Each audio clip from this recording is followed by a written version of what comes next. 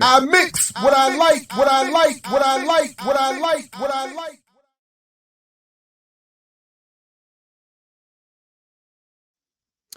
So because I have these alerts set up and I get them all the time. In fact, more were coming, I think, even as the show was going. So we might even have more. It's just endless. As I've been saying, my focus is on the issue of Black buying power and the specificity of Black buying power. But as I've pointed out, this is an issue that extends far and beyond the issue, the specifics of Black people. In fact, buying power, because it is a marketing and advertising concept, targets every possible segment of the population. It's studied at the municipal level, it's studied at the corporate level, it's studied in terms of every race and gendered and sexual orientation demographic, every age group, every class group. There are versions of this. It's only it only has a very particular history and particular use and particular function within Black political and economic circles and movements. That's my focus. But the concept is essentially the same, and the source is exactly the same. So I just want to point this out before we move on to Nkrumah. But as it says here, Hispanic buying power reached approximately 1.5 trillion in 2020, up 212% this decade, according to the Selig Center for Economic Growth at the University of Georgia. The data is coupled with 2020 U.S. Census results, which show the U.S. Hispanic population reached 62 million and accounts for more than half of total growth in the U.S. So again, you see all of the problems. No, that's wrong. That's wrong. You see many of the problems that are involved with this claim right there in that one paragraph. One, all of the studies come from the Selig Center. They're just methodologically, going back to the point I've been making and was making even earlier this morning. Methodologically, you can't have a situation where there's only one source for an entire argument. Again, even when it comes to the issue of my political opposites involved in criticizing the engineering arguments around what happened on 9/11, their whole point is you cannot verify and duplicate the official narrative and claim, whereas the various critiques that have been waged are verifiable, are duplicatable through scientific method and experimentation, et cetera, and so forth, and so on and so on. So their method, again, I don't like their politics. And when we get to questions, if they ever got to questions of who or why or whatever, we may end up disagreeing, or certainly what to do about it. I'm certainly sure we would disagree. But methodologically, in terms of asking the very questions about the science, I really like their approach and agree with their approach. With us, when it comes to the method behind buying power, that's why, again, in not only in title but in focus, my work is largely about propaganda, about messaging, about journalism, about interpretation, about and not about the quote unquote specifics of economics, is because the method is so bad. One source that says it's based on estimates and projections, that claims to have a model that is not identifiable in its own documents, that acknowledges that it's not assessing income and wealth, that acknowledges that it's here as a gateway to help unite advertisers with the presses and the populations they want to reach. All of that is ignored in favor of bad journalism, propagated messaging, and mythology. So that's one thing. But even look at the rest of look at how they say they've coupled this with U.S. census data about an increasing Latino or so-called Hispanic population.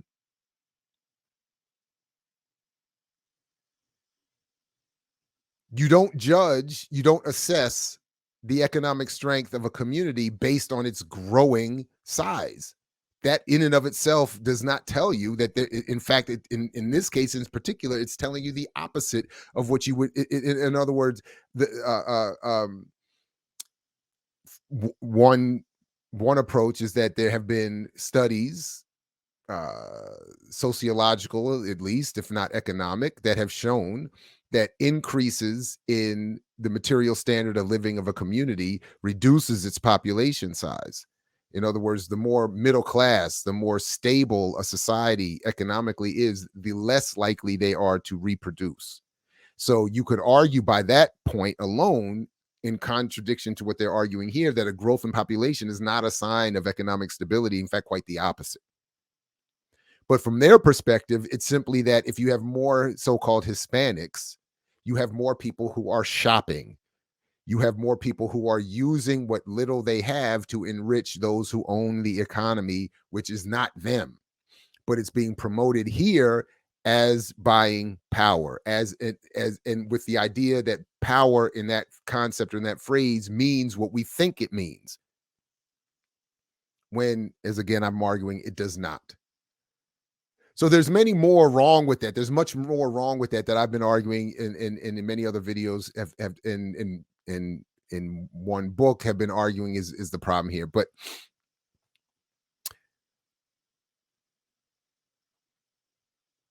this guy here, man, Osajifo, keeps doing it. So shout out to the All African People's Revolutionary Party. And again, years ago, I don't know, 20 at some point more, I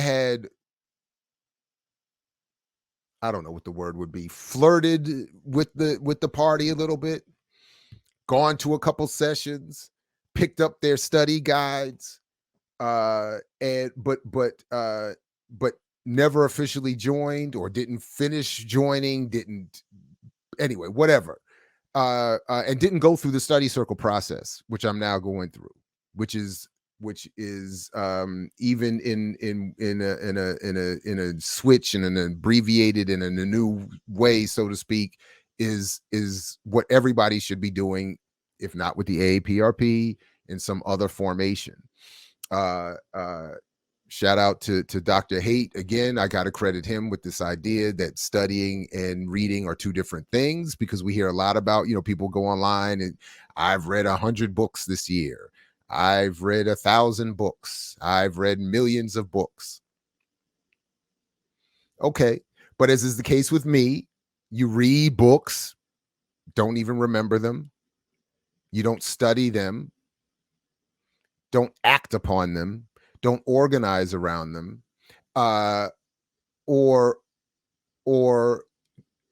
and by study, I mean engage the text with people who are also engaging the text at the same time, who in some cases are senior, not only in terms of age, but experience, or I would even say intellect.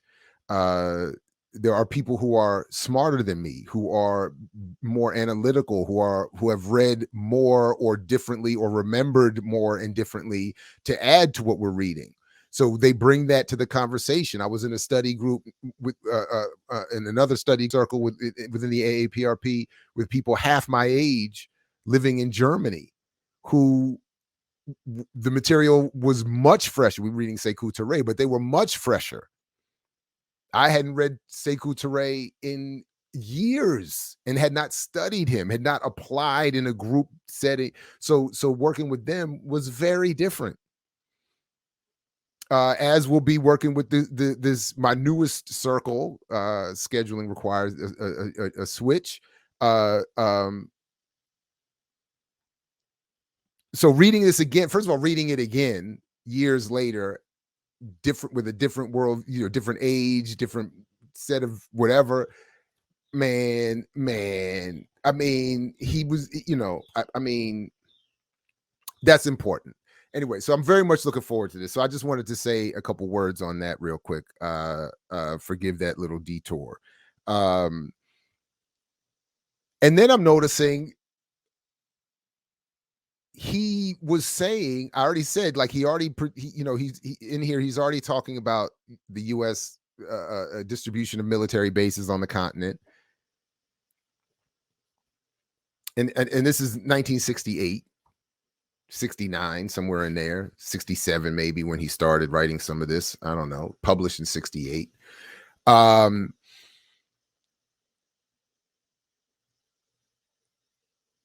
So he's already prefiguring Africom,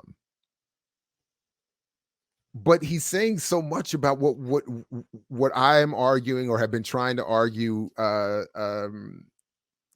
you know,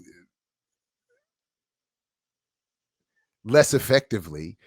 That goes into the whole thing of myth of buying power, and it's beautiful. So again, we're talking about the Handbook of Revolutionary Warfare by Kwame Nkrumah, published in 1968, where first we got to note how dope it is that in his author's note, he shouts out, because of course he learned from, studied with, was inspired by, in constant connection with the Black Power movement here in the United States, which he says, the Black Power movement in the United States and the struggles of peoples of African descent in the Caribbean, South America, and elsewhere form an integral part of the African political military revolutionary struggle.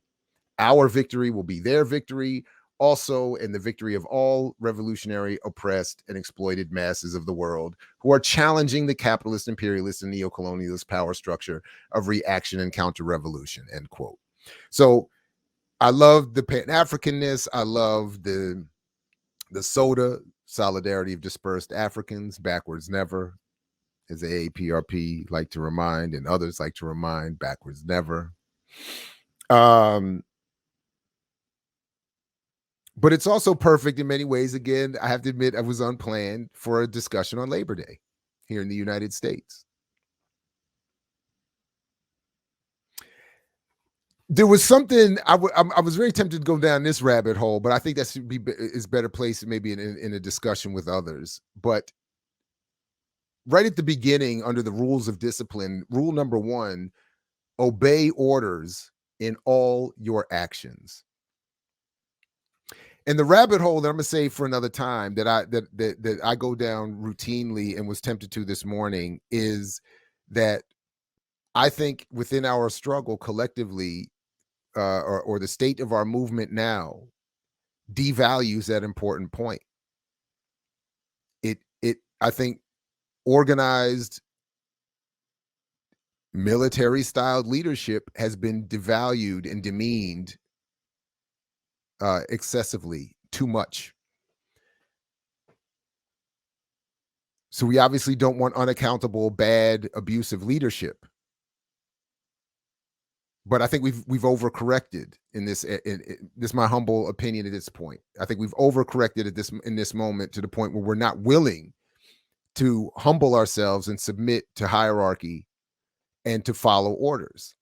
That there's somehow a negative connotation to following orders, and I've never appreciated that, and I've never agreed with that. So anyway, we can come back to that. Then, as of course, as he starts, the guerrilla is the masses in arms. But I do want to come back to that. I definitely want to come back to that. Okay.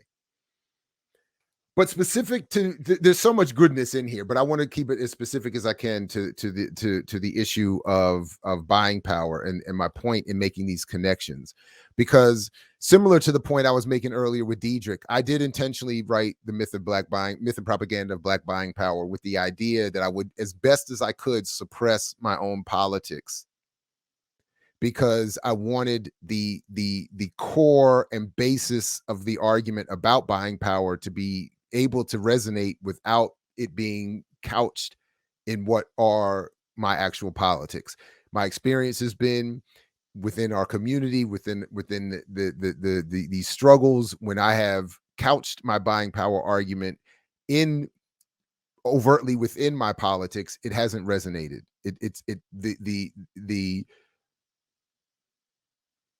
The focus becomes too much me personally, which is sometimes, an issue, obviously, but also the ideas. So if it's associated with an AAPRP version of pan-Africanist definition, or some sort of socialist or anti-capitalist, or so I try to leave all of that out. I don't know if that's right or wrong. It was not certainly comfortable. I can't argue that it was or was not successful, but that was at least the point. But in reading, coming back to Nkrumah here, I see why I struggled with that. Because what he does here is and what could be done in making the connection is so brilliant. So first he starts talking about the before and after the Second World War, and which is a point I argue was a turning point as well. As he writes, before the Second World War, the world, excluding the USSR and China, etc., was divided into A, capitalist states practicing orthodox imperialism under the generally known form of imperialism, or B, colonial territories which fed the economies of the capitalist imperialist states. The Latin American territories had already passed from the status of Spanish and Portuguese colonies to that of neo-colonies.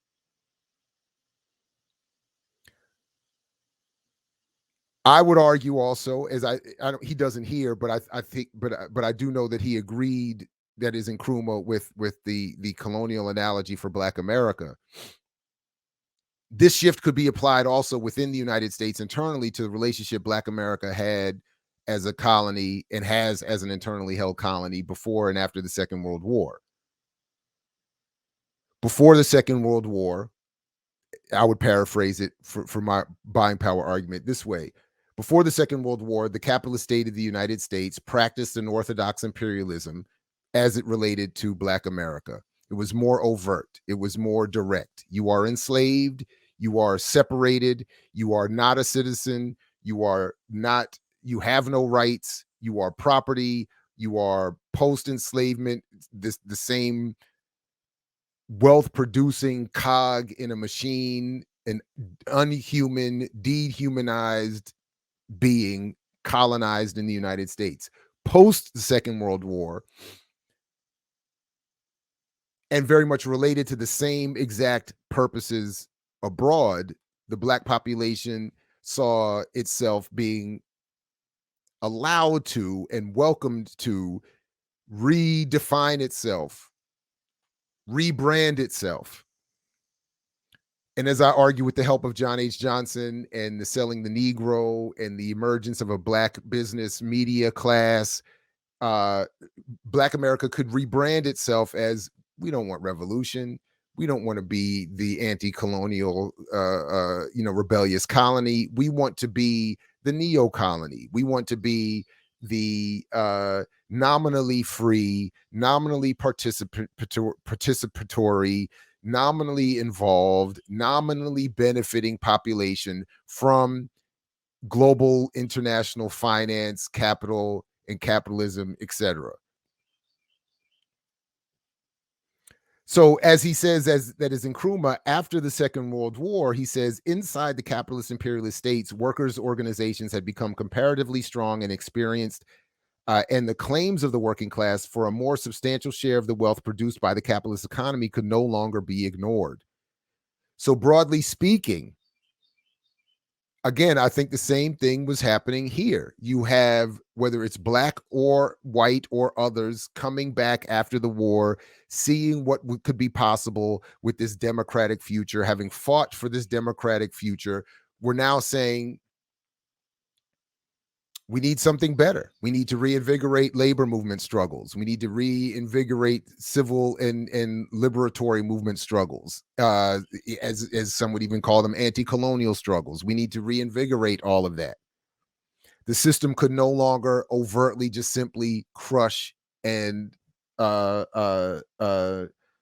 ignore those demands. So again, as Nkrumah writes, both in the colonial territories and in the metropolitan states, the struggle was being waged against the same enemy, international finance capital, under its external and internal forms of exploitation, imperialism, and capitalism. So as he would write elsewhere, Nkrumah had said, capitalism practiced at home is domestic colonialism. Inside, as he has here in his own graph, I don't know how well it comes up. Inside the colony is capitalist exploitation. Outside is imperialist exploitation. Inside is extreme, at one form, at the low end or at the most intolerable end is extreme capitalism or fascism. Same thing externally with primitive colonialism. In fact, I like the graph he draws a few pages later that I think is even more clear, that I'll come back to, that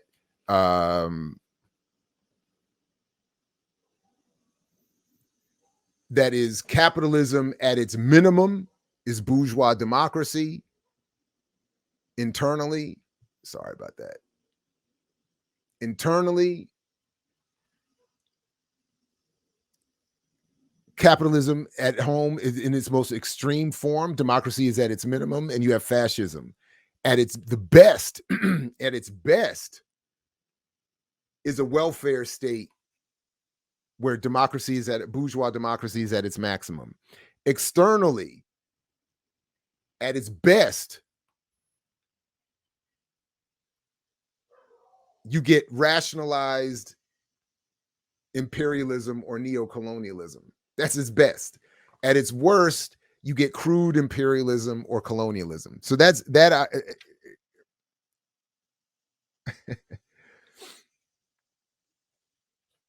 So what he's saying is, after the Second World War, the apparatus had to adjust itself to give us the best version of itself. And the best version of itself is bourgeois democracy and extreme exploitation. So what does he say is necessary to adjust for all of that? Well, one thing he says, and this is where I think it relates very well to my argument about the myth of black buying power or buying power in general, is that he says, quote, "The myth was established of an affluent capitalist society promising abundance and a better life for all." This is exactly what John H. Johnson takes up in Selling the Negro. This is exactly what today the black commercial press class says today. If you know how to work it, it'll work for you. If you invest, if you save, if you get in with crypto, if you get in with that, this or that, there is a promised abundance.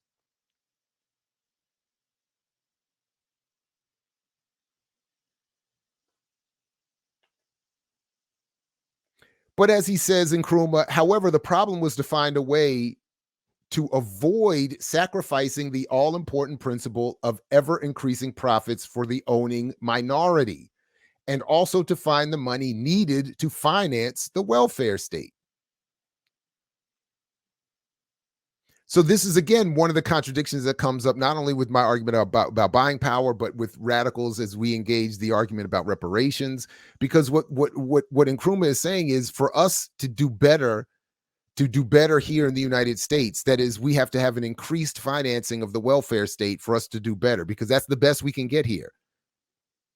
In the post-World War capitalist society, the best we can get in the United States is bourgeois democracy with extreme capitalist exploitation. But that has to be financed in part by exploitation outside, by the extreme imperialism and viciousness outside of the United States.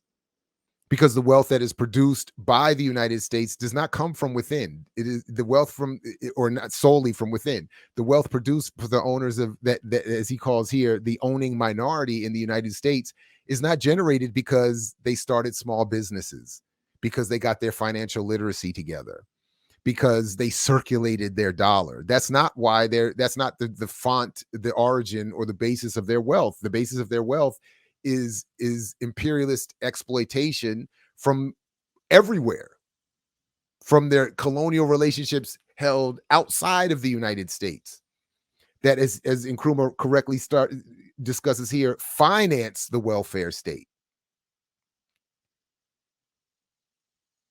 In other words, he says, modern capitalism, well, as he says, by way of solutions, capitalism proceeded to introduce not only internal reforms, but external reforms designed to raise extra money needed for the establishment and maintenance of the welfare state at home. In other words, modern capitalism had come to depend more heavily than before on the exploitation of the material and human resources of the colonial territories.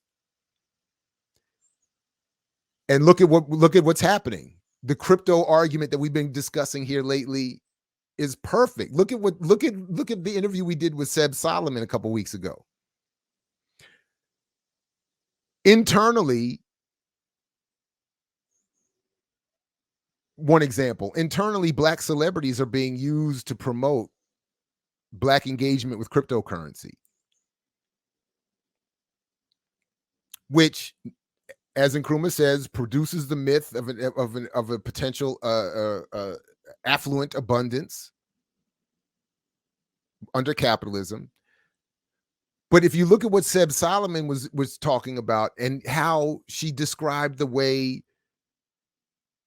externally, while we're being said here to invest, go ahead and invest, get your crypto wallet, you do this, that, and the third, invest, get your coin, but externally in Latin America, throughout the African continent, in the colonies, in the colonial territories related to the internally held colonies, the external colonies are being invited into the crypto world largely for the purposes of data mining, to turn those people not offering them potential to improve their economy, but to get more people engaged in personally and collectively turning over all of their private information and all of their data to private companies to do with what they will, for surveillance, for monitoring, for extractive, who knows what they're doing, wealth producing capabilities. So again, it's the perfect, because it has to, the money that's going to come back in here to the United States that is being promised to even the internally colonized Black population, if it participates obediently, has to be derived from external global exploitation. So that's why while Nkrumah is, I don't think I've passed it yet, talks about the bases popping up in the late 60s and 70s, US military bases popping up. By now, the US has hundreds of them all around the world, throughout the African continent. Africom being used to control the militaries locally of African militaries locally. Because that process has to continue. That extractive, the destruction of the Congo for oil pipelines, the coltan, diamonds, whatever. But internally, we have to be told something else. We have to be told of the myth of affluence, the myth of our ability to do well if we support the existing economy. So as Nkrumah talks about, the modifications introduced by imperialism create the disappearance of numerous old-fashioned colonies that owe exclusive allegiance to one singular metropolitan country. And they are replaced with the development of national imperialisms by a collective imperialism in which the US occupies a leading position. So in other words, as he says, you get individual colonial powers receding, and you get this bigger, as he starts to talk about the IMF, you get international finance capital with the US playing a dominant role, taking an increased position of power.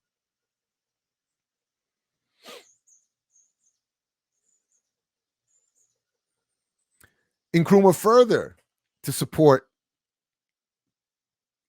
in a different way my own argument around buying power. This is, the need to militarize. he talks about the militarization of the US economy based on the political pretext of a threatening rise of the USSR and later the People's Republic of China as socialist powers enabled the USA to postpone its internal crises first during the Hot War 1939 to 1945 and then during the Cold War since 1945. Now this plays an important role in my own argument about buying power at the microcosmic level, but this is what he's talking about. Using the pretext of the rise of socialism around the world, the US can militarize its economy, create, well, by now trillions of dollars of wealth for a military industrial complex, even to engage in what is called a Cold War, all meant to in part manage what he describes as the internal crises of the United States.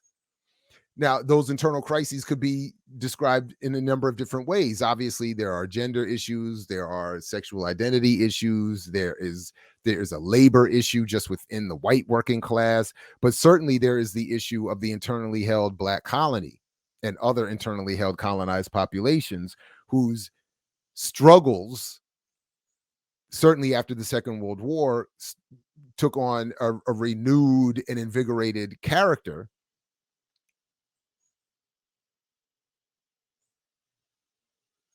But this could be either postponed, unaddressed, violently repressed.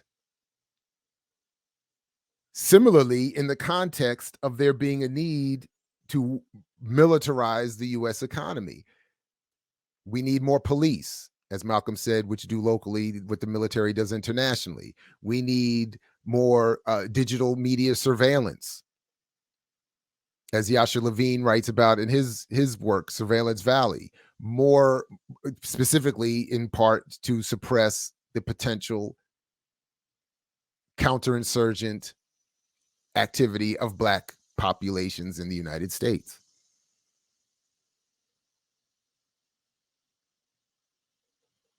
So the myth of Black buying power, as I've argued, which was weaponized and enhanced after the Second World War as part of this as a microcosmic part of this global need for the U.S. to re-solidify itself solidify itself anew as the singular hegemon by telling Black people and letting a Black business press class emerge to aid in telling Black people, you don't need political power, you don't need a revolution, you don't need to join these savages in their anti-imperialist struggle elsewhere. You are the special Black American who, as part of, with that secondary, that post-hyphenated American, get to participate in this post-World War II advancing capitalist economy.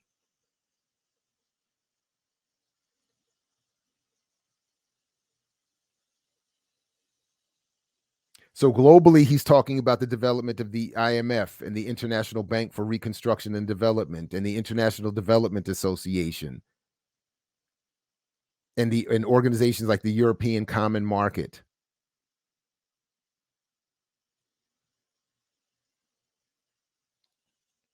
But as he says, the imperialists even make use of the United Nations organization in order to camouflage their neocolonialist objectives. So as I'm noting, and in my argument, the myth of Black buying power does the same thing.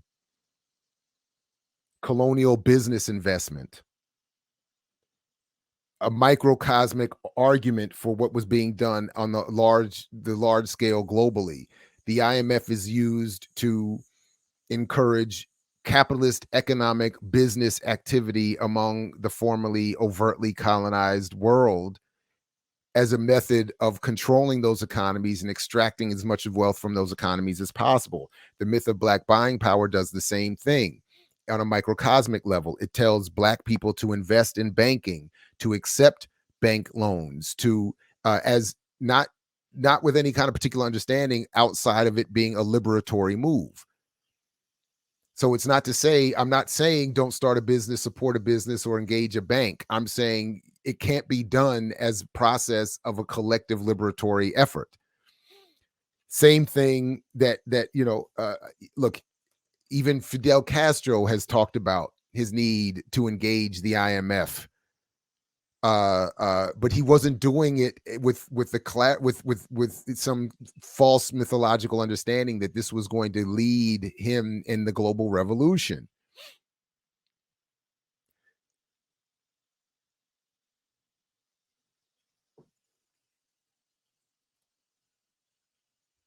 And I'm certainly not advocating business and capitalist endeavors and banking either. I'm just simply saying, my argument would be that at the microcosmic level, the argument for black banking and black dollar circulation, etc., is the microcosmic version of what was happening on the macro level. That is,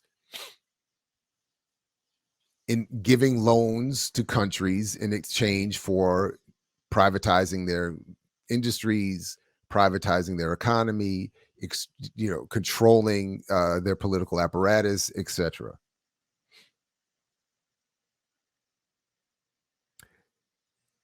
So similarly, when Kwame Nkrumah says, quote, a state can be said to be a colonialist or client state if it is independent de jure and dependent de facto.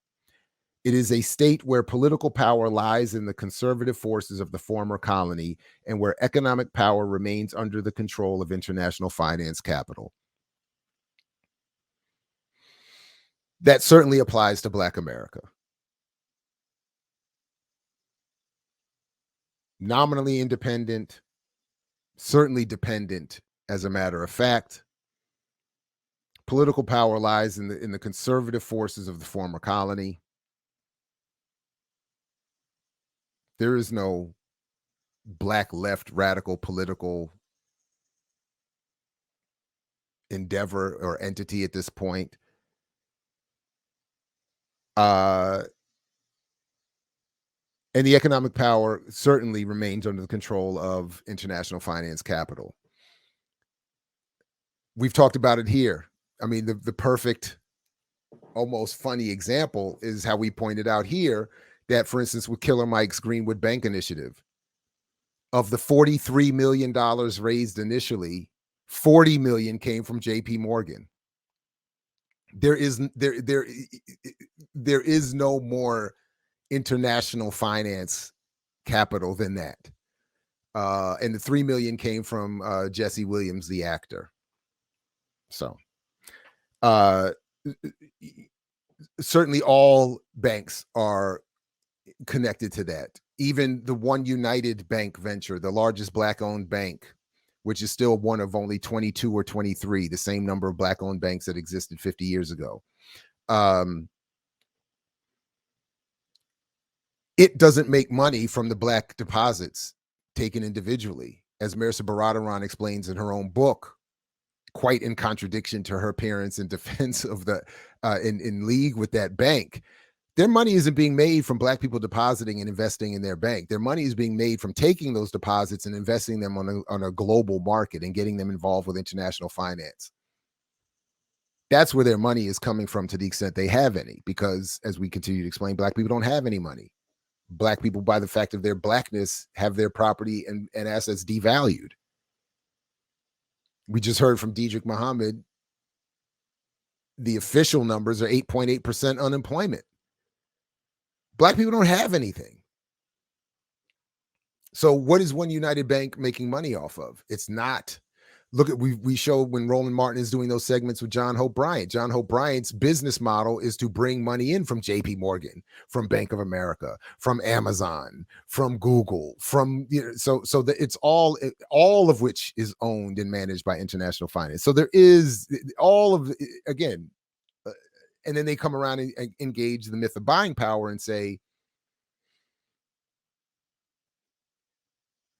you have over $1 trillion, black people. But again, continuing here with Nkrumah, if the liberation movement is firmly established, the colonial power invariably resorts to a containment policy in order to stop any further progress and to deaden the impact. To achieve this objective, the colonial power uses its arsenal of alliances, its network of military bases, economic devices such as corruption, sabotage, and blackmail, and equally insidious, the psychological weapon of propaganda, with a view to impressing on the masses a number of imperialist dogmas. This is exactly how the myth of black buying power works. You take a firmly established liberation movement. We could argue about how firmly established the liberation movement has ever been in this country, but certainly it was hitting a crescendo 50 or so years ago. And then as I talk about, the overt response with the myth of buying power was Nixon saying black power should be redefined away from Kwame Ture, who was working with Kwame and Nkrumah, and into black capitalism.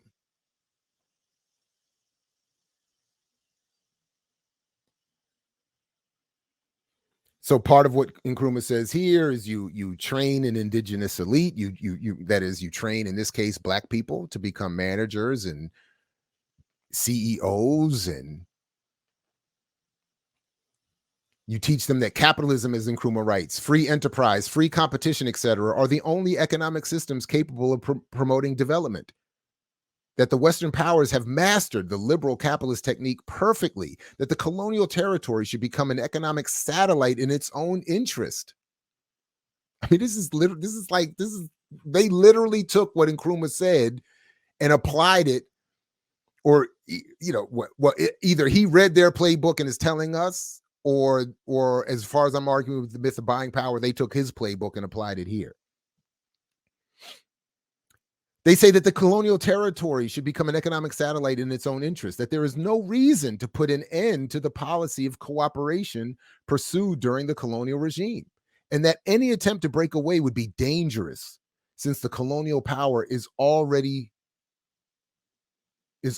ready to give aid. You don't need to rebel. You don't need to organize differently. You don't need socialism. You don't need pan-Africanism. You need to set up a black business and become an economic satellite in your own interest, and never give up on cooperation,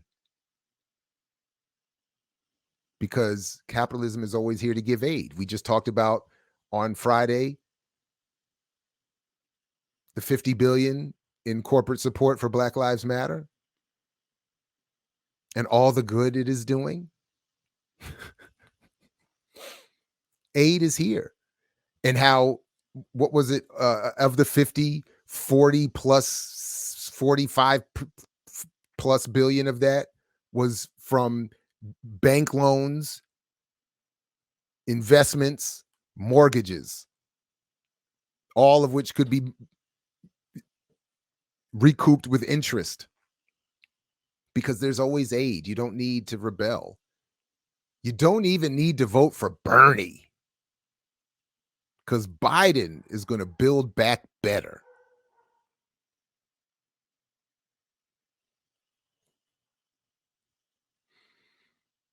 As a further justification of its policy, imperialism usually resorts to all types of propaganda in order to highlight and exploit differences of religion, culture, race, outlook, and of political ideology among the oppressed masses, or between regions which share a long history of mutual commercial and cultural exchange.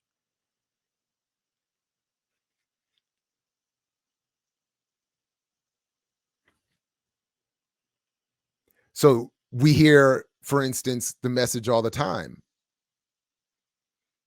Black people just don't support our own businesses. That's why they're not successful. We don't circulate the dollar like the Jews and the Asians.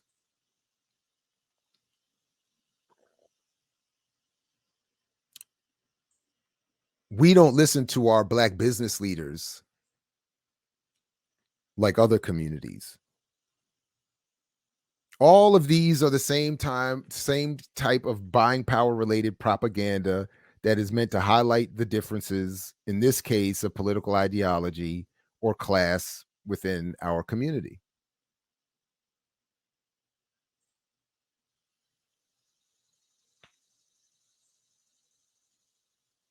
So as he says, then we get more of the problem of liberation is therefore usually raised in terms of the participation of good indigenous elements in the administration of the colonized territory, for instance, through a policy of Africanization, devoid of any fundamental changes in the political, economic, and administrative structure of the territory. Africanization. We're going to put black faces in high places. We're going to have black capitalism. We're going to have black people telling you to buy crypto, and black people telling you to invest in banks, and black people telling you to circulate the dollar.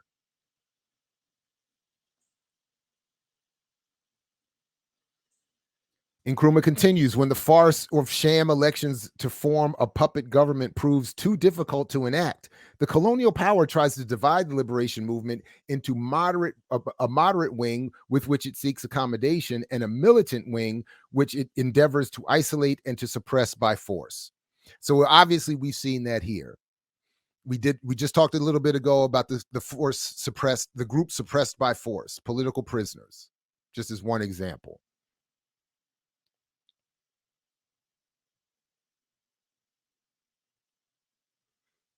We hear all the time from primarily a celebrity, commercial, mainstream political black class of spokespeople that, as the reason I brought up the whole Jimmy Dore thing a little while ago, that's that clip. Those people to our left, you don't need them. You don't need that. Why turn to Jared Ball or Black Power Media when we have a non-black billionaire funded black news channel, or we have indirectly white corporate funded black commercial mainstream news outlets, or we have Spike Lee commercials and Roland Martin shows, and why those people have gone too far.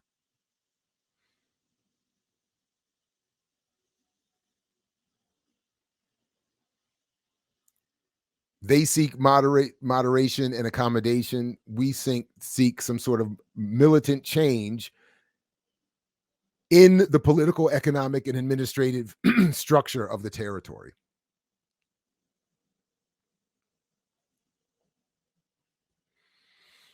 Again, Nkrumah continues to lay it out for us. Therefore, the main sphere in which we must strive to defeat neocolonialist intrigues is within the movement for true independence. That is, within the progressive political party which forms the government. Now the parallel here. I have to stretch a little bit because there's obviously some differences, but I think that for our purposes, uh, um,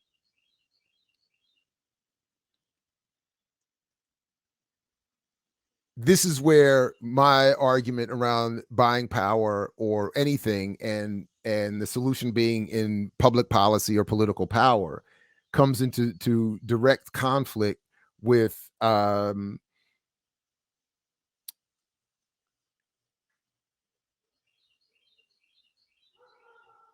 intrigues.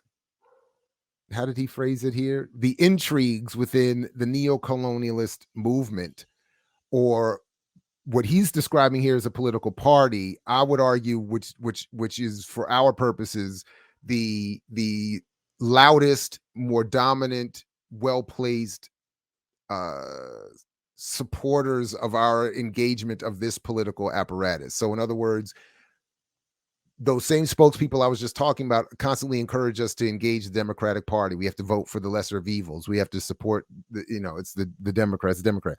And I'm saying that is the loudest accommodationist moderate voice within our political apparatus against which we have to struggle.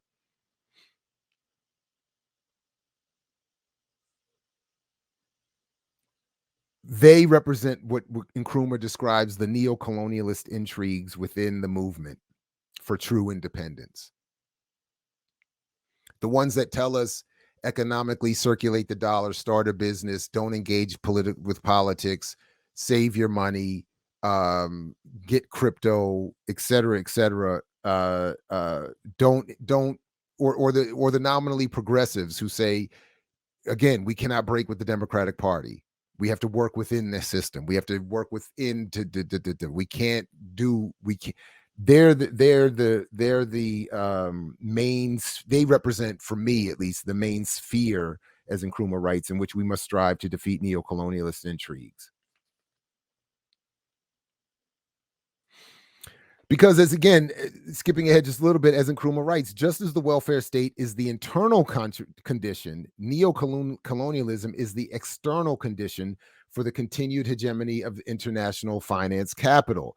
And this is where, again, he comes to that graph that I was showing a few minutes ago, where you get, at the best you can get, is a capitalism that at its softest is a welfare state with a bourgeois democracy. At its heightened and most egregious is fascist with no bourgeois democracy. That's inside the country. That's for us in the United States, in the colonial metropole, as the internally colonized global house Negroes, which again is not a fair description, because the enslaved within the house were every bit as radical and rebellious as those in the field. That unfortunately Malcolm's little speech driven analogy and metaphor has been taken too literal by too many folks, who just automatically assume everybody in the house was lighter and relatively chilling and a traitor. And there's so many levels of falseness to that. It's embarrassing at this point. And there is this remaining belief that if you were in the field, or some would even say if you were just simply more melanated, you were automatically more real, and somehow so that doesn't hold either. But anyway, but for our purposes, that we are the internally held house population. Okay, but the best we can get, the very best we can get, is a welfare state, which itself is driven by its wealth collected from international finance and external imperialism, and the best is some bourgeois democracy. That's the best we can get. And the myth of black buying power is and that's why I drew it in there. I made my little note to draw it in there, because the myth of black buying power is meant specifically to manage our psychic wedded nature. Not nature, it's not nature, it's not natural, but keeping us psychically wedded to the welfare state concept. Because at home here, they don't want to engage in overt fascism, and at this point, it might be too hard or too late to do that. So they want the myth of buying power to hold us, that is, the black people, within being wedded to that bourgeois democracy as the height of our expectations. Because, as he writes, Nkrumah does, the neo-colonialist system costs the capitalist powers comparatively little, while enormous and increasing profits are made. So, as I've argued and others have argued, yes, overt enslavement on a plantation may have been more egregious and more fascistic in this context, but the shift to the version we have now, while nominally more freeing for us, produces infinitely more wealth for them, and in a safer way. It's more, they are less threatened by us in their process of their increased wealth accumulation now than they were then, where they were much more endangered by us and from us, and making less money overall. So again, to help manage that has to be the myth of black buying power, which encourages us to this false sense of freedom, which reduces us as a collective threat to those in power and allows them to make even more money.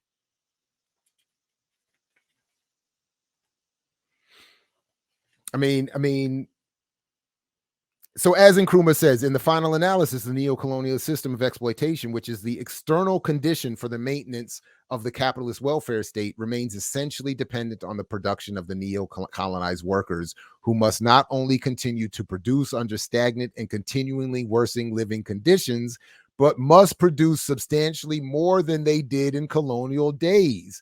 They must do more than satisfy the needs of the metropolitan state. They must cater for the insatiable demands of the client government. So again, it's not a perfect comparison, but in terms of the myth of buying power, it is as Nkrumah says,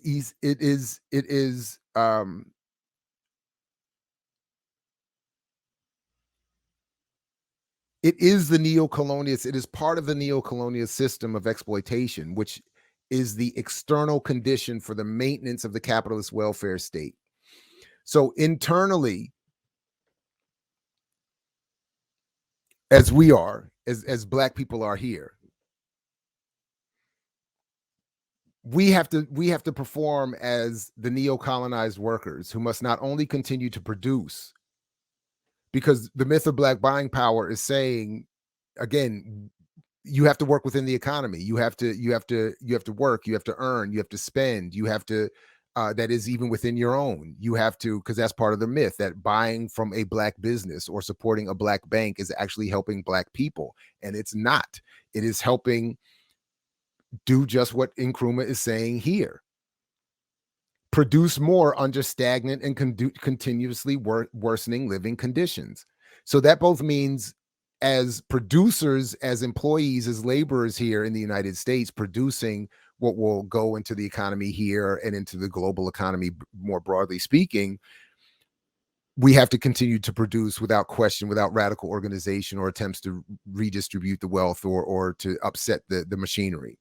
But also, even when being told to shop Black and to put money in a Black bank or to start a Black business, we are being encouraged to rebrand what must be our constant performance as consumers within this society, which is a 70% based consumer based society economy, which is driving a global economy. So we have to keep consuming, which is again why the myth is so look, because the myth of buying power is telling us and is telling our corporate masters, these people can and are still producing wealth for us. That is the corporate master elite. So invest your ad revenue in Black owned media and Black targeting media, telling Black people that they are powerful with this $1 trillion buying power, that they are Black girl magic and conscious consumers, when they demand that you put Black people in your commercials or wear kente cloth and or you know have a kente cloth wrapped shirt or car, because we have to keep consuming, because we're not only supporting some business here in the United States, Black or otherwise, that business is itself dependent on it outside capital investment, daily bank loans to cover its payroll. In other words, it requires the global financial community to be involved. It also then takes its own deposits if it's a Black bank or otherwise. It takes its own wealth produced or accumulated if it's a company that employs Black people or receives the receipts from Black payments from Black people and others. They take their money and enter it into the global economy. That's how they increase their wealth.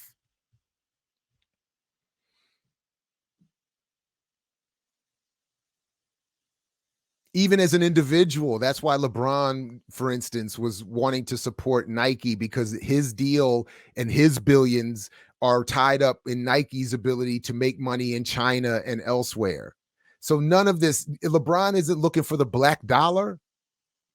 He'd be broke. But as Nkrumah is saying, as we are being made to produce more wealth for the broader economy, we are being convinced, as I'm arguing through the myth of buying power, that we are somehow participating in our own liberation when all we're doing is performing the very neocolonialist practices that Nkrumah is trying to get rid of, and describes here as that's why he says it is therefore clear that a puppet regime cannot draw its strength from the support of the broad masses. This is again the buying power and microcosm, the puppet regime, Black capitalists, Black commercial press spokespeople, Black conservative neo-colonialist political ideologues. They are the puppet regime. They don't have their support from the broad Black masses. They may be talking to the broad Black masses, but that's not where their support base is. That's not their support base. That's my whole argument. When the Black press tells Black audiences, you have money, you have buying power, you just need financial literacy, they are the puppet regime talking to the Black masses for support from their white colonial overlords. That's what he's saying here. That's why we never get an analysis appropriately of our economic condition in these spaces. That's why selfishly and personally, I've seen my own, I've always been marginal, but I've seen the further marginalization of my buying power argument, even as well. If we go by the some of the sales and the digital downloads, albeit that they're free, I still think it suggests an interest. And we're looking at what is all told well over 80,000 in total book and sections of the books being downloaded. To me, that's the Black masses saying we are supportive of an analysis that explains our current condition and encourages us in some legitimate ways out of it. But the argument itself is not supported by the puppet regime. So, by the way, it's interesting. And others can tell, I have a Google alert on my name and on buying power and other stuff. So usually I see it when it comes out, but so others can correct me if I'm wrong. But just in this last 2 weeks, or maybe 3 weeks now, I've had an interview with RTTV and Watching the Hawks that was pre-recorded and didn't show up anywhere. I had an interview with the Daily Beast that hasn't shown up anywhere. And there was another one. There was another one. And my only point in bringing that up is that it's just as I'm reading this, that's what I'm saying. It's like even the journalists themselves want to interview me. They want to hear the discussion, but I suspect it's their editors, producers, etc., that are saying no, that's enough of that. The same thing with the NPR piece last year. For his podcast on NPR, I forgot the name of it. What is it called? The brother interviewed me for over an hour, closer to 90 minutes. And he could have been lying, suggested he really enjoyed the conversation. It only appeared for I think 90 seconds on a morning edition episode of Morning Edition, and the whole interview never aired. So I'm just saying it's very interesting. The whole thing with the Karen Hunter show, all of those things, like invited, friendly, have a great conversation. Then all of a sudden, I'm not invited anymore. Others are on there misrepresenting the argument, distorting the argument, not hearing me when I'm saying to them, you're distorting the argument, not inviting me back. It's really weird. The whole thing with Karen Hunter and Marissa Baradaran, that whole thing for One United Bank, very weird. Please see the video on that if you haven't already. So that's what but that's my point. The puppet regime, as Nkrumah says, cannot draw its strength from the support of the broad masses. They don't have the support of the broad masses. Obviously, they don't have the support of the broad masses. They have mythological allegiance, maybe. They have support of the well-positioned spokespeople meant to represent the broad masses, but not the masses themselves. Can't possibly. So anyway, I thought that was interesting. Nkrumah then goes on to say something very interesting, that all military problems are political and all political problems are economic. So I started to think, is that a challenge to my own argument that our issue is not economic, it's political? And I on the one hand it might be, on another hand I don't necessarily think so, in that um they're all one and the same. That he, all political problems are economic. So I would assume then that the reverse is true, that all economic problems are political and they're all military. So that's why I've admitted, even since the book came out, the one piece of the argument of buying power that I did not put in the book is that wealth accumulation starts with military dominance, military conquering of land and territory and people. Anyway, then he has a section here, propaganda and psychological warfare. And he talks about the newspaper, or as he says here, the paper war penetrates into every town and village and into the remotest parts of the bush. It spreads in the form of free distributions of propaganda films praising the qualities of Western civilization and culture. These are some of the ways in which the psychological terrain is prepared. When the target, a certain country or continent, or in this case, people, is sufficiently softened, then the invasion of evangelist brigades begins, thus perpetrating the centuries-old tactic whereby missionaries prepare the way for guns. For my purposes, the evangelists, I've called them crypto pushers, the buying power evangelists brigades. They're everywhere, and that's why I keep getting these alerts. Buying power is constantly being discussed all over the place throughout Black targeting presses and media in one form or another. They are the evangelist brigades, meant to soften we as a target for the coming invasion of capital and bad political analysis.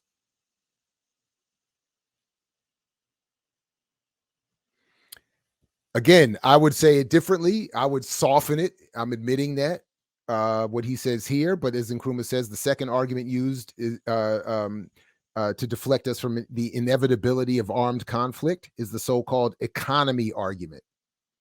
So I'm saying we need political power. He's talking about this in the context of the inevitability of armed struggle. We may be saying the same thing, we may not, but the point still remains that in each case, his argument or my version is that our analysis, our argument is meant to be deflected by the economy argument. His version is more specific to military conflict. Mine is simply that, as I've said, you don't need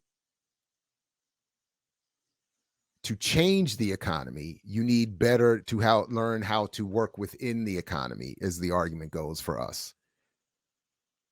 Our problem isn't that capitalism is itself wrong. Our problem is we don't have financial literacy.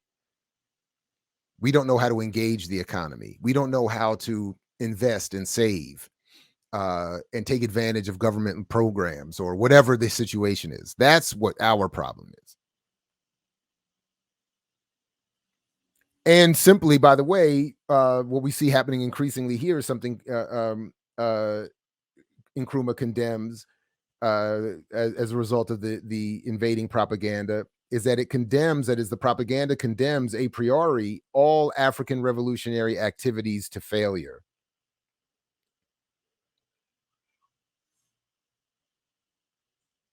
Now, I read that initially as an all African, as in pan-African comment. Obviously, he means that any African endeavor or revolutionary activity is bound to fail, is what the propaganda is meant to tell us. Similarly, that's the case here. We're not so say, don't engage in socialism, don't engage in radical militant organizational politics and seeking to capture the power and the state power, etc. Don't do that, because that's going to fail, is what we're always told.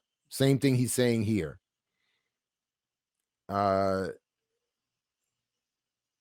But but I just wrote in the margin soda, because I just saw the phrase all African.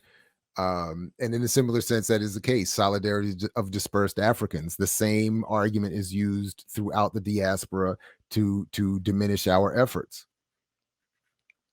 By the way, as I was saying, he later says in Africa there are at present 17 air bases owned and operated by members of NATO.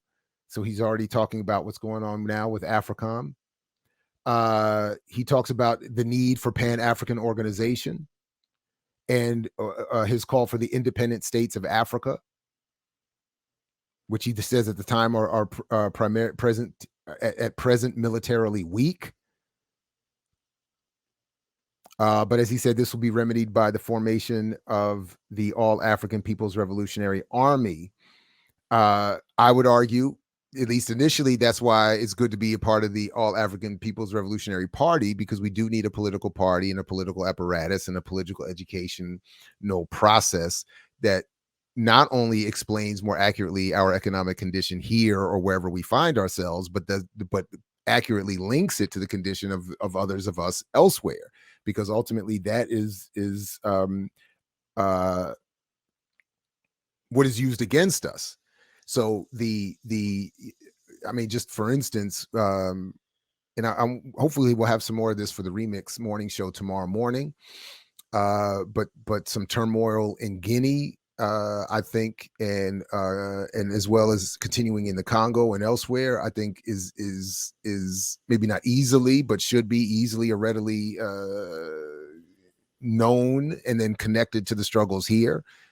That the ability to extract wealth and labor and resources from us here is inextricably linked to international finance capital's ability to do that elsewhere. And our participation willfully in it through myths of buying power and black business and banking, et cetera, helps that process, aids that global oppressive process. So that's why, as Nkrumah says, we need nationalism. He says we need three things in our liberation movement: nationalism, pan-Africanism, and socialism. If one of the three components is missing, no territory on our continent can secure genuine freedom or maintain a stable government. I think internally here, it's the same logic. He describes nationalism as the ideological channel through which anti-colonial struggle presents itself and represents the demand for national independence of colonized people. So just as any group anywhere else would start with at this point saying, Nigeria should be free, Congo should be free, Guinea should be free, Black America should be free. And then as he writes going farther, we have to recognize that as a result of the 1884 Berlin Conference, as he says, the various peoples of Africa cannot be and historically never have been confined behind rigid frontiers, sealing off territories labeled Nigeria, Togo, renamed since, Senegal, and so on. The African nations of today, created artificially by foreigners for their own purposes, neither originate from African civilization, nor do they fit in with our African way of life or habits or exchange. Now, something I've been saying in the classroom for 17 years now, 20 years actually, I got from him. I didn't know where it would acknowledge I wasn't making this up, but I didn't. I'm sure this is where I got it. That there are no authentically African nations, and that Black America is as authentically African as Nigeria. So we need to dead all of that nonsense, that anti soda nonsense. And as he points out here, they are not even, that is, any of these nations are not economically viable. They are separate. They are held each one separately and in a pathetic and hopeless attempt to make progress. And this is what the myth of Black buying power is meant to perform here, specifically for Black people and elsewhere throughout the diaspora, but specific here, has been wielded as a weapon to hold us as a nominally independent, internally held colony or neo-colony that is not economically viable. Black America is not economically viable and is held separately and in a pathetic and hopeless state. as are all other African nations and formerly or neo-colonial colonized nations. So this is why he argues it is time that we also planned our economic and political development on a continental scale. We, as Black America, not only need to support that, but to say we need to plan our economic and political development. And by plan, this is why people are advocating something like the after party, assuming political power, uh, and obliterating the myth that buying power, business, banking are pathways to advance. So, for the collective. So I'm going to stop there for now. We have more to get to in this book, and I'll continue to bring this back up, whether it's relevant to my buying power argument or not, because it's relevant to our broader condition and struggle anyway. But I just thought I could not help see those parallels to my argument and was loving it. So I just wanted to bring that up again a little bit today. So that's that. Okay, before we get out of here, as I promised, I do want to encourage that we use, now we don't have any buying power, but whatever resources are available uh, to help our dear sister Katia. And again, I see a little bit of an uptick, but she still has a ways to go to reach her goal. And I'm putting the link again in the chat. Anything you do is of value. And again, Katia is just one of the many people who does not want attention, does not strive for attention, is a behind the scenes type of person, and is somebody who has given everything to our struggle and to supporting those within our struggle. And she is a program director at WPFW 89.3 FM in Washington, D.C. And I had the pleasure of working with her for a number of years and continue to support her and as she supports us. So I want to invite you all to do what you can.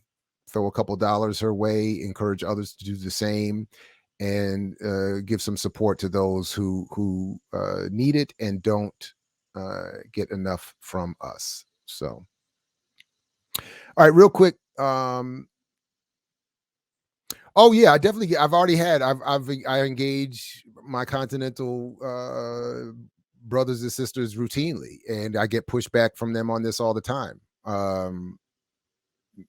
That I get pushback from everybody. It doesn't mean that's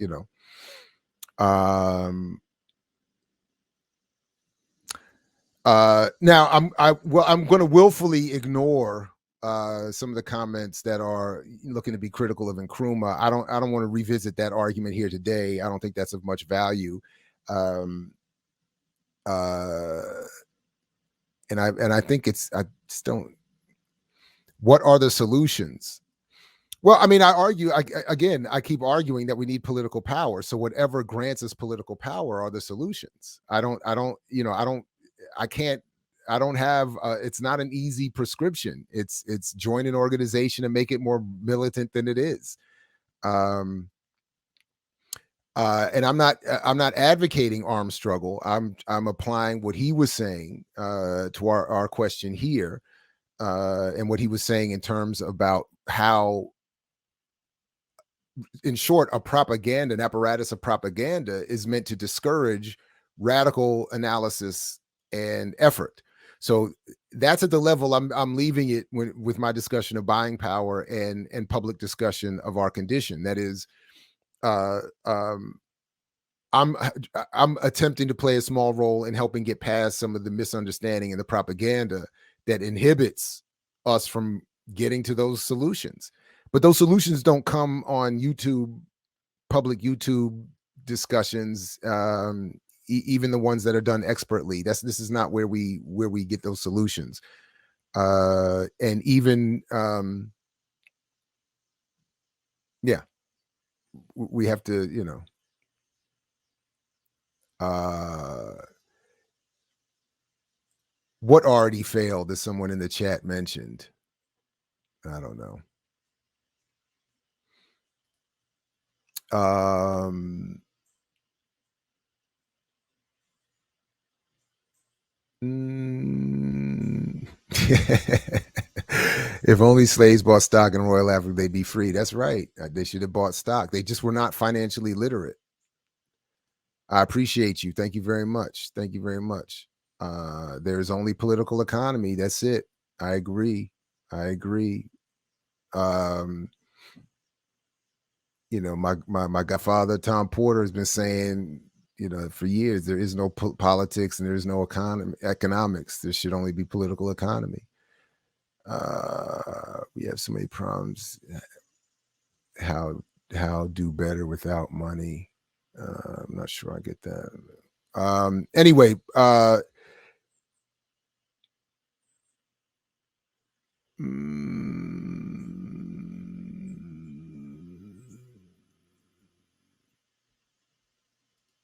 I wasn't being critical, point out the truth. Okay, I'm not sure which part that was. Anyway, but a lot of the problems. Look. As I think I tried to mention this briefly the other day. One of the issues that I think continues to confuse in terms of the diaspora is that here we have been encouraged through. I mean, it's really wild. Our political movement has relied heavily on federal support, recognizing that private industry and private business wasn't going to be supportive. On the continent, it's the reverse. It's the government that is seen as the repressive force, and private enterprise that is seen as a solution. This was something I encountered, years ago in the context of hip hop, where in the hip hop activist world here, the argument was it's private corporations are destroying our culture. On the continent, it was often the government is inhibiting our cultural practices, and we need private radio, private music industry, private business to give us room to breathe. And within that difference is some of the different confusing approaches or responses to the same myth of buying power. So at least some of my continental sisters and brothers have argued with me that when I'm saying, because my solution is we need political power, state power that make business ownership moot, where wealth is understood to be created by us collectively, however we define it, and therefore it must be distributed evenly, collectively. On the continent, some of the responses to me have been, we can't look for state power because it's inherently corrupt. We need private wealth and business power. And that's why we need to be more financially literate and to circulate our dollar and do all the same mythological things we're told here. The biggest difference for me as a student of all this is that I have not studied specifically, and this was something that I'm looking, hopefully will be able to take up at some point. I haven't looked specifically at case studies throughout the continent to see how, in particular, the press and the myth making, the press involves itself in the myth making of that myth. So that's like the biggest gap for me at this point. I haven't, to a lesser extent, the other gaps would be the specifics of how a particular economy is set up in a particular African country, which may play some role in how all of this is done. But essentially, the conclusions are the same. As Nkrumah argued then, and whatever people want to say about how right or wrong he was or how he practiced his theory or whatever, the argument I think is correct. I know this, I don't want to sound bad. I almost don't care what he did individually, personally. That's a separate study, a separate argument. What he left us as text to study, as an actual written out or laid out argument, is of great value, if not entirely correct, even to this day. So that's all I'm saying by that. And in this case, we agree that there must be political power. You have to have control over the means of production, the means of mental production, as Marx also said. You have to have control over and And it can't just be, in this sense, I would agree also, it can't just be control over one neo-colonial state. So he was right in that as well. He couldn't just free Ghana and have it work. And that's why on a microcosmic level, we can't just have, as we discussed recently, 20% of the Black population with 80% of the wealth in the Black population and say that that is a model on which we should continue to build. We can't just free 20% of us. So let's just say if Ghana was 20% of the African continent, I don't know, it's probably smaller than that, but I'm just saying if it was 20% of the, he's saying we can't just have 20% free. We can't just have a bourgeoisie. I don't want, so it's the same thing. I don't care about another Black millionaire or another Black successful business person. I don't care. In fact, so.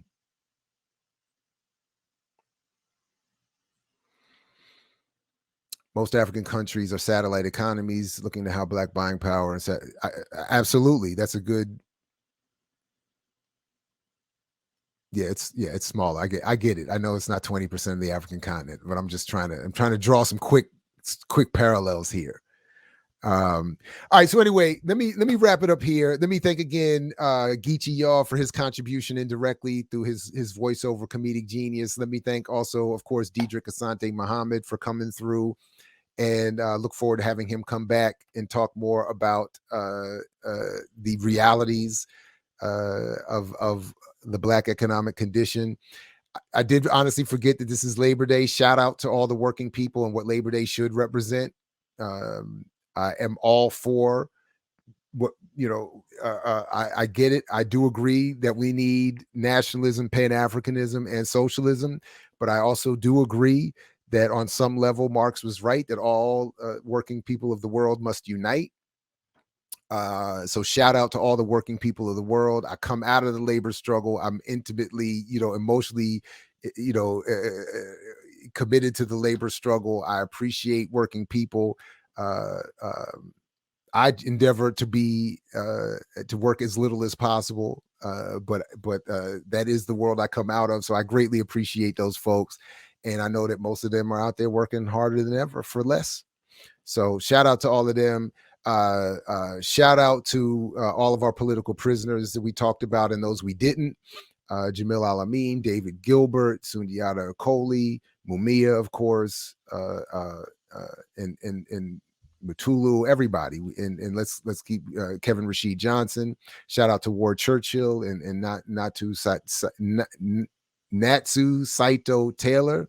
Shout out to Kwame Nkrumah and my comrades in the AAPRP, and all of you out there in the chat who are seeing this live and those who will see this later. I really greatly appreciate you all for coming out, and definitely stay tuned with Black Power Media. The Remix Morning Show is coming back tomorrow, and so much more programming. Sundays with Ear Doctor last night. I mean, a lot of stuff going on. So definitely check out the channel. And if I didn't get to it here, I apologize, but I do read them. So definitely put your thoughts. Put it in the comments. And we'll definitely check it out. So anyway, peace, everybody. If you're willing to fight for it like Fred Hampton, much more to get to on the channel. Black Power Media. Peace, everybody. I mix what I like, what I like, what I like, what I like.